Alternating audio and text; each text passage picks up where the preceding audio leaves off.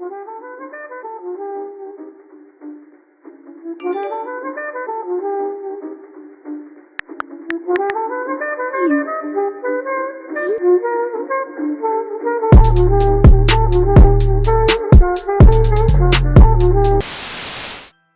I can't believe it either.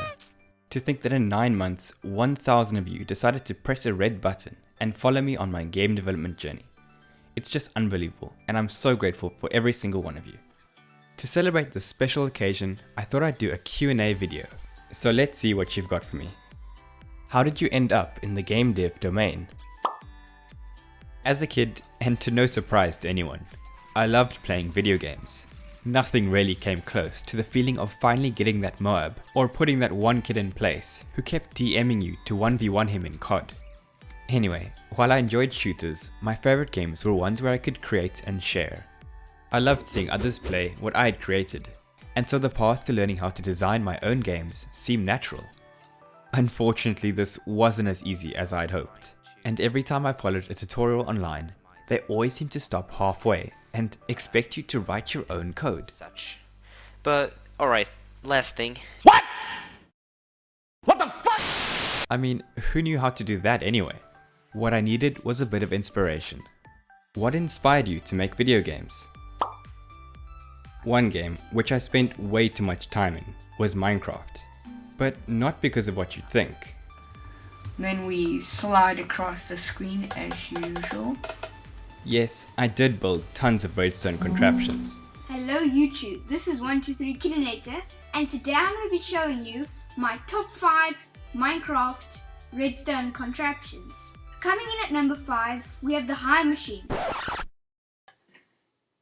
It's just a contraption that when pushed by the lever shows the words high. This is not okay. This needs to stop now. But I was actually more interested in creating and hosting my own servers. What started from port forwarding and running craft bucket servers on old computers at home grew to much more, and eventually led me to pay for proper hosting companies.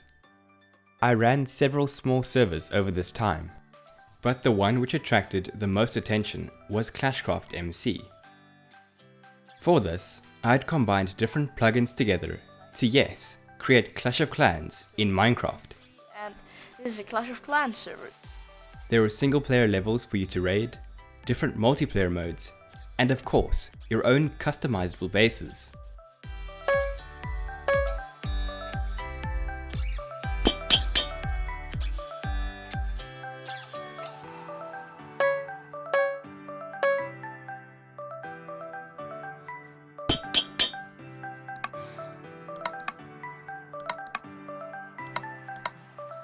While this worked great, I'd heard that someone was actually coding their own custom Clash of Clans plugin. So I contacted him, and after a while, he allowed me to join his private server to test it out.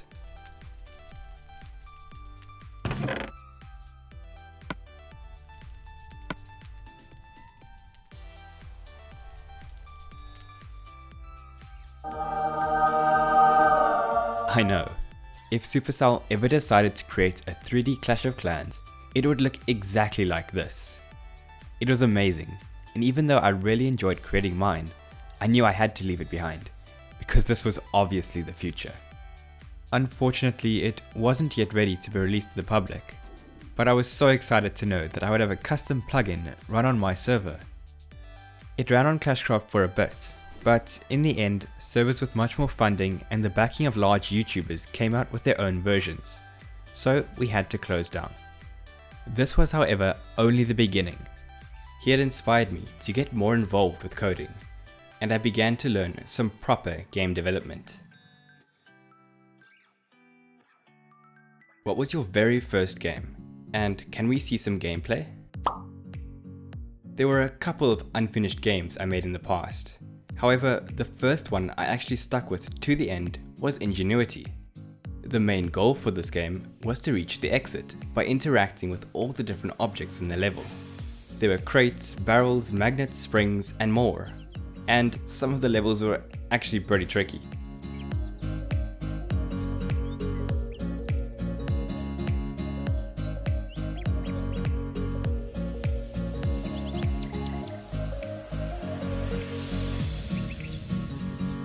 I even went as far as to add a fully functional level editor, as well as a shop where you could purchase different playable characters and gadgets.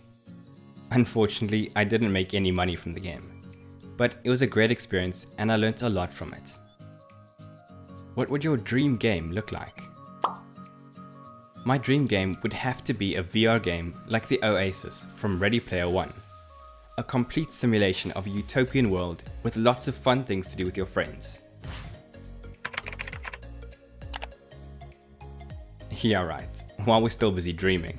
What is your dream job or company to work for? While owning and running my own business is the dream, I think that working for someone else would also be a good experience. Currently, I'm studying computer science and statistics at university, so once I've graduated, the plan is to find something to do with machine learning. Google, if you're listening, hit me up. I'd also love to work for an established game development company. As for which one, my top pick would have to be Insomniac, for their work on Ratchet & Clank. But really any of these would be amazing. What are your plans after releasing N.E.S.T? Once I eventually finish, and when Oculus finally decides to restock, I plan on buying a VR headset and diving straight into VR development. I have some really great ideas for games and projects I want to work on, and will definitely be logging the progress of each of them. I also want to work on some smaller social experiment games, which have a bit more depth. This is taking way too long to answer these questions. PUBG, Strawberry, 1.8 meters, yes, meters. The good one, none of them, all of them, nope, I'm currently a student, yes, a brother.